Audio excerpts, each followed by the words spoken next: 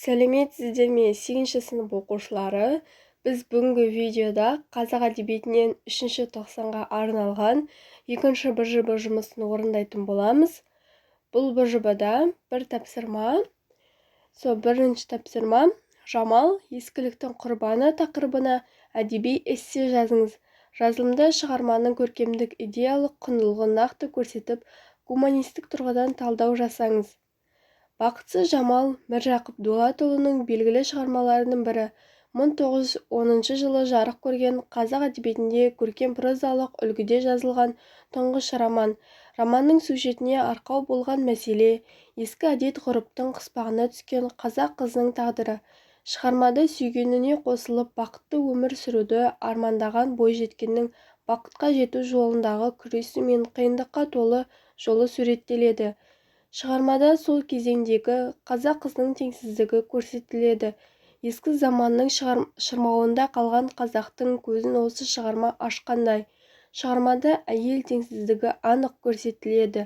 Қызды адам емес тауар ретінде көретін, оны қалыңмалға айырбастайтын аш көз, сараң адамның да бейнесі ашылады.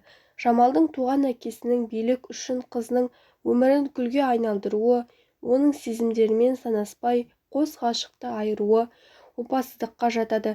Егер әкесі байлықты ойламай, қызын ойлағанда Жамал бақытты болар ма еді?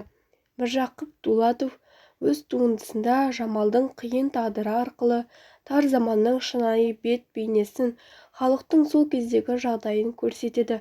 Романда бай мен кедей деп бөлінген топтық өкілдерінің арасындағы қарама-қайшылықтар, адамдардың байлығына қарап бөлінуі мен адами қасиеттердің бағаланбауы шынайы көрсетіледі. Сонымен қатар заманның кесірінен өзгерген әке мінезі осыған дәлел болады. Шығарма басында Жамалдың әкесі сәрсенбай момын, мал баққан кісі деп суреттелсе, бірте-бірте ол да байлықтың буына масайрап, өз қызының тағдырын күл-талқанын шығарады.